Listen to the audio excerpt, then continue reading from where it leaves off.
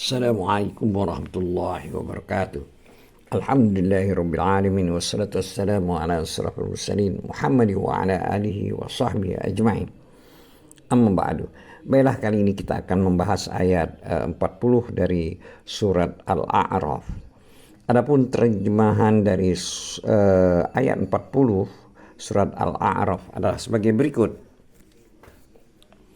Sesungguhnya orang-orang yang mendustakan ayat-ayat kami dan menyombongkan diri terhadapnya tidak akan dibukakan pintu-pintu langit bagi mereka. Dan mereka tidak akan masuk surga sebelum unta masuk ke dalam lubang jarum. Demikianlah kami memberi balasan kepada orang-orang yang berbuat jahat. Selanjutnya ayat 41 surat Al-A'raf, yang artinya adalah sebagai berikut. Bagi mereka tikar tidur dari api neraka, dan di atas mereka ada selimut api neraka. Demikianlah kami memberi balasan kepada orang-orang yang zalim. Baiklah, terkait dengan ayat-ayat yang telah kita bacakan tadi, yaitu ayat 40 dan 41 surat Al-A'raf. Di sini dalam ayat 40 Allah telah berfirman, yaitu pada kalimat tidak akan dibukakan pintu-pintu langit bagi mereka. Itu maksudnya ada yang mengatakan bahwa yang dimaksud tersebut adalah amal soleh dan doa tidak akan diangkat ke langit untuk mereka. Itulah pendapat yang dikatakan oleh Mujahid dan Sa'id bin Jubair rahimahullah. Ini juga diriwayatkan dari Ibnu Abbas radhiyallahu anhuma. Selanjutnya ada juga yang mengatakan, atau ulama yang mengatakan, bahwa yang dimaksud dengan tidak dibukakannya pintu-pintu langit bagi mereka itu adalah nyawa-nyawa mereka. Jadi tidak dibukakan pintu-pintu langit itu adalah bagi nyawa-nyawa mereka. Hal itu juga diriwayatkan oleh Ibnu Abbas radhiyallahu anhuma. Dan dikatakan oleh As-Sudi rahimahullah dan banyak ulama lainnya. Hal ini juga dikuatkan oleh hadis yang diriwayatkan oleh Ibnu Jarir rahimahullah, di mana hadis tersebut diriwayatkan dari Al-Barra radhiyallahu anhu bahwasanya Nabi Shallallahu alaihi wasallam pernah mengabarkan tentang pencabutan nyawa orang kafir, dan nyawa itu pun diangkat ke langit. Lalu beliau Nabi Shallallahu alaihi wasallam bersabda, lalu para malaikat membawanya ke atas, dan tidaklah nyawa itu melewati sekelompok malaikat, melainkan mereka berkata, roh buruk siapakah ini? Mereka menjawab, si fulan, dengan seburuk-buruk namanya yang dahulu dia biasa dipanggil dengannya di dunia, sehingga mereka pun sampai di langit. Lalu mereka meminta untuk dibukakan pintu untuk roh itu, namun pintu langit tidak dibukakan untuknya. Lalu Nabi Shallallahu alaihi wasallam membaca firman Allah, yaitu ayat 40 surat Al-A'raf yang telah kita bacakan tadi, di mana firman Allah tersebut yang artinya tidak akan dibukakan pintu-pintu langit bagi mereka, dan mereka tidak akan masuk surga sebelum unta masuk ke dalam lubang jarum. Demikianlah Ibnu Jarir rahimahullah meriwayatkannya, dan itu adalah penggalan dari hadis panjang yang diriwayatkan oleh Abu Dawud, An-Nasa'i, dan Ibnu Majah rahimahumullah. Adapun Imam Ahmad rahimahullah juga meriwayatkannya dari Al-Barra bin Azib radhiyallahu anhu. Dia berkata, kami pernah bersama Rasulullah sallallahu alaihi wasallam mengiringi jenazah seorang lelaki dari kaum Ansor. Sampai kami di kuburannya dan belum dibuatkan lahat. Maka Rasulullah SAW duduk dan kami ikut duduk di sekelilingnya, seolah-olah di atas kepala kami ada burung. Di tangan beliau ada sebuah ranting yang beliau goreskan di tanah. Lalu beliau mengangkat kepalanya seraya beliau bersabda, "Berlindunglah kalian kepada Allah dari siksa kubur." Hal itu 2, 3 atau 3 kali diucapkan. Kemudian beliau SAW bersabda, "Sesungguhnya seorang hamba yang mukmin bila berpisah dari dunia dan menghadap akhirat, maka malaikat-malaikat dari langit turun kepadanya dengan wajah-wajah yang putih, seolah-olah wajah mereka adalah mentari. Mereka membawa kain kafan dan minyak wangi dari surga, hingga mereka duduk darinya sejauh mata memandang. Lalu malaikat maut datang hingga duduk di kepalanya seraya berkata, 'Wahai jiwa yang tenang, keluarlah menuju ampunan dan keridhaan dari Allah.'" Beliau Nabi SAW kemudian bersabda, lalu dia pun keluar dengan mengalir sebagaimana mengalirnya air dari mulut kendi. Lalu malaikat maut itu mengambilnya. Bila malaikat maut itu telah mengambil ruh itu, dia tidak membiarkannya berada di tangannya sekejap mata, hingga mereka mengambilnya lalu menjadikannya berada dalam kain kafan dan minyak wangi tersebut. Lalu keluarlah dari ruh itu bau harum yang lebih wangi daripada minyak kasturi yang ada di muka bumi. Lalu mereka pun naik membawa ruh itu. Mereka tidak meliwati sekelompok malaikat, melainkan mereka berkata, "Siapakah ruh yang baik itu?" Maka mereka menjawab, "Fulan bin Fulan," dengan menyebutkan nama-namanya yang paling baik, yang dahulu biasa mereka tamakan di dunia. Ketika para malaikat itu sampai ke langit dunia bersamanya, mereka pun minta dibukakan pintu langit. Maka dibukakanlah pintu untuknya, dan para malaikat dari setiap langit mengiringinya sampai ke langit berikutnya. Akhirnya sampai ke langit ke-7. Lalu Allah Azza wa Jalla berfirman, "Tulislah kitab hamaku ini di Illiyin dan kembalikanlah dia ke bumi. Karena sesungguhnya aku telah menciptakan mereka dari bumi. Padanya aku mengembalikan mereka, dan darinya aku mengeluarkan mereka kali kedua." Kemudian Nabi SAW selanjutnya bersabda, lalu ruhnya itu dikembalikan ke jasadnya. Lalu 2 malaikat mendatanginya. Lalu keduanya mendudukkannya seraya bertanya kepadanya, "Siapa Robmu?" Dia, jenazah itu, menjawab, "Robku adalah Allah." Mereka para malaikat bertanya kepadanya, "Apa agamamu?" Dia menjawab, "Agamaku adalah Islam." Dia bertanya kepadanya lagi, "Siapa yang diutus kepada kalian?" Maka dia, si mayit, menjawab, "Dia adalah Rasulullah." Mereka bertanya kepadanya, "Apakah yang telah kamu amalkan?" Maka dia menjawab, "Aku telah membawa kitab Allah. Aku telah membaca kitab Allah," maksudnya. "Kemudian beriman kepadanya dan mempercayainya." Kemudian ada seseorang yang memanggil dari langit, "Sesungguhnya hambaku telah berkata jujur." Maka baringkanlah dia di pembaringan dari surga.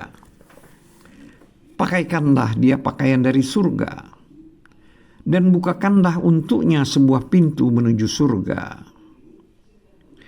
Maka udara segar dan harum semerbak surga mendatanginya, dan dilapangkan baginya kuburannya sejauh mata memandang.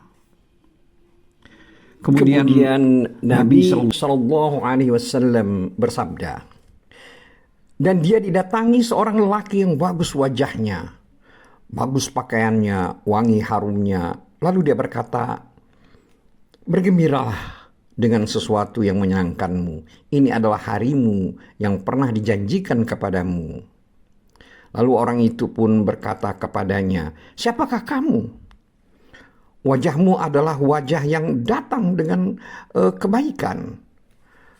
Maka lelaki itu menjawab, aku adalah amal perbuatanmu yang soleh. Maka dia berkata, wahai Robku, dirikanlah hari kiamat. Wahai Robku, dirikanlah hari kiamat, agar aku dapat segera kembali ke keluargaku dan harta bendaku. Selanjutnya Nabi SAW bersabda, sesungguhnya seorang hamba yang kafir bila berpisah dari dunia dan menghadap akhirat, malaikat-malaikat yang berwajah hitam turun dari langit sambil membawa kain kasar hingga mereka duduk darinya sejauh mata memandang.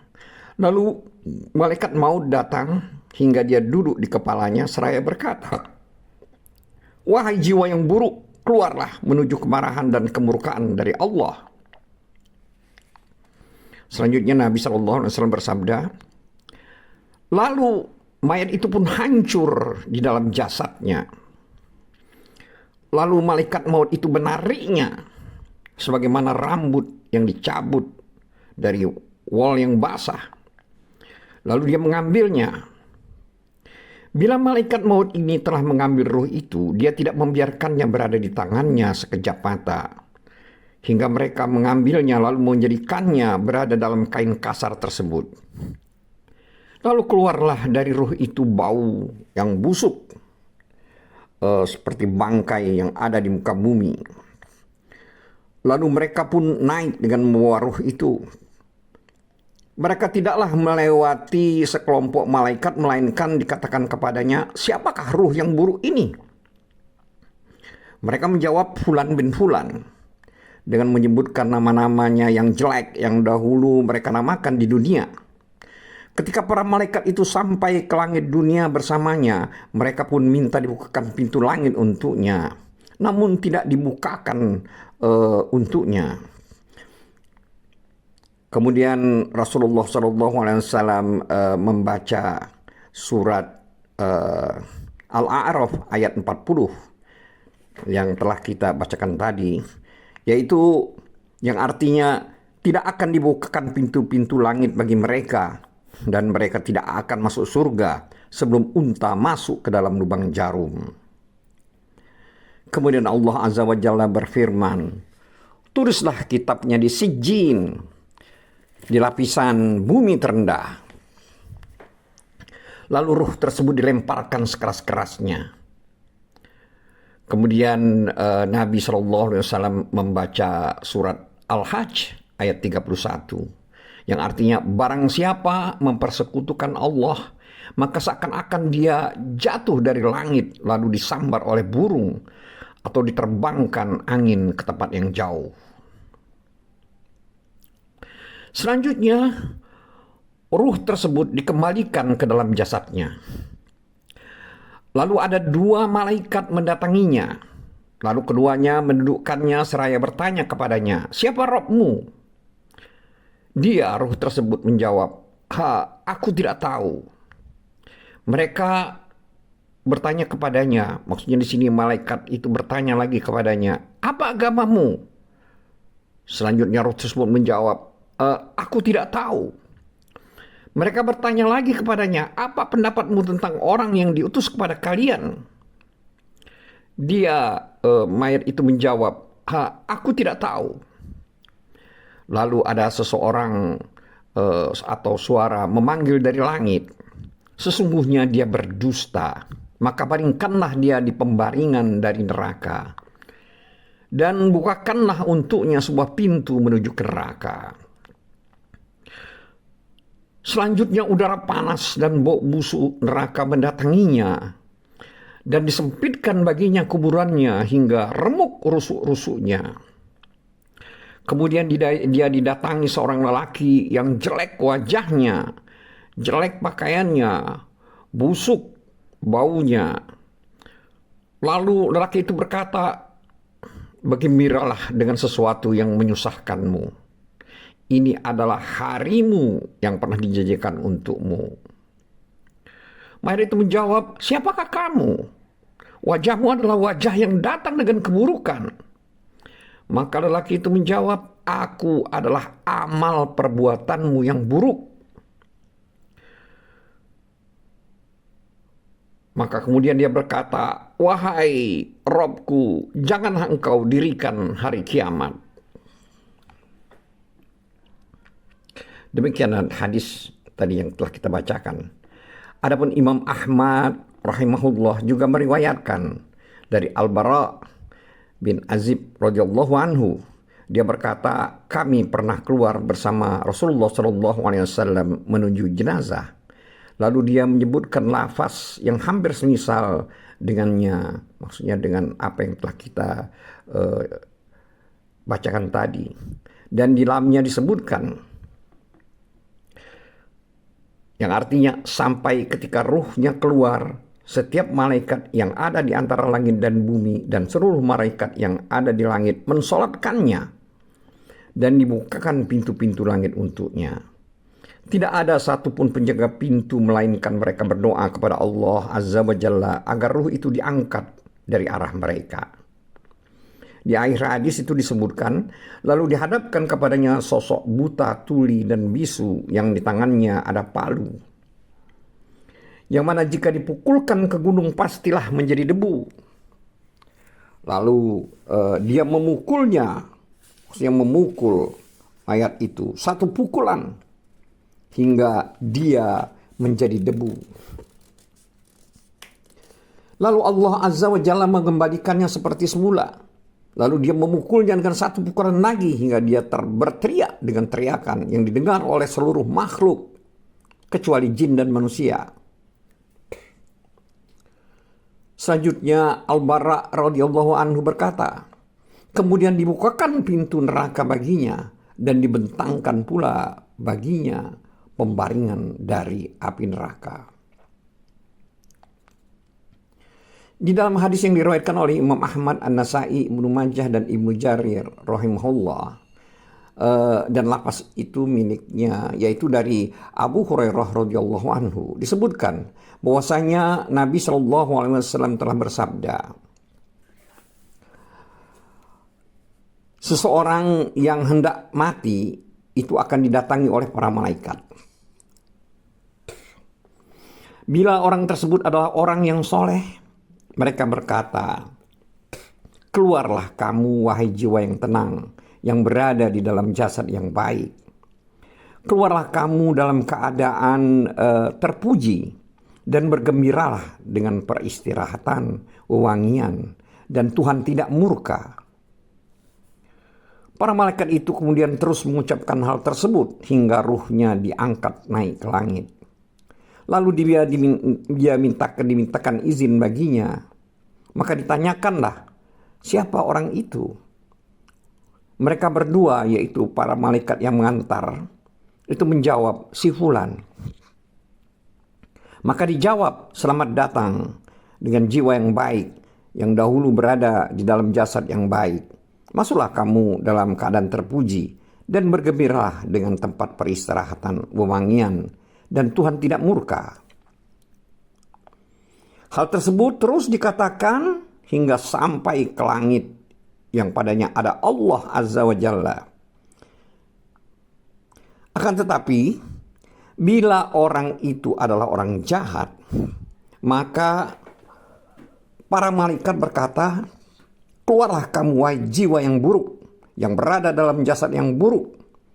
Keluarlah kamu dalam keadaan tercela dan bergembira dengan air panas yang mendidih dan air yang sangat dingin dari azab-azab lain yang serupa berbagai macam.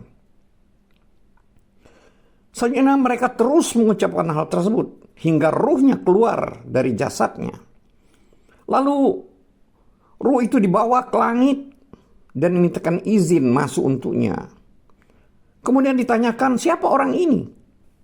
Mereka menjawab, maksudnya para malaikat yang mengantar tersebut menjawab, si fulan. Mereka berkata, tidak ada ucapan selamat datang bagi jiwa yang buruk dan berasal dari jasad yang buruk. Kembalilah kamu dalam keadaan tercela, karena tidak akan dibukakan untukmu semua pintu langit. Lalu ruh tersebut dilepaskan di antara langit dan bumi, dan pada akhirnya kembali ke kuburnya. Adapun Ibnu Jurayj rahimahullah berkata berkaitan dengan firman Allah Ta'ala, yaitu dalam ayat 40 surat Al-A'raf, yaitu mengenai kalimat tidak akan dibukakan pintu-pintu langit bagi mereka. Itu maksudnya adalah pintu-pintu langit itu tidak dibukakan untuk amal-amal perbuatan mereka, maksudnya perbuatan ruh-ruh yang jahat tadi, juga untuk ruh-ruh mereka. Pada pendapat itu terdapat penggabungan antara dua pendapat di atas. Wallahu a'lam. Selanjutnya, firman Allah pada ayat 40 surat Al-A'raf ini, yaitu pada kalimat, dan mereka tidak akan masuk surga sebelum unta masuk ke dalam lubang jarum. Maksud dari kalimat pada ayat ini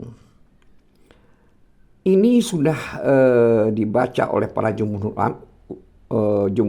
ulama bahwa maksud dari mereka itu adalah unta. Jadi maksudnya benar-benar itu adalah unta. Maka unta tidak akan masuk ke dalam lubang jarum. Sedangkan menurut Ibnu Mas'ud radhiyallahu anhu, itu adalah unta, yaitu anak unta betina. Namun di dalam riwayat lain disebutkan unta jantan atau pejantan unta betina.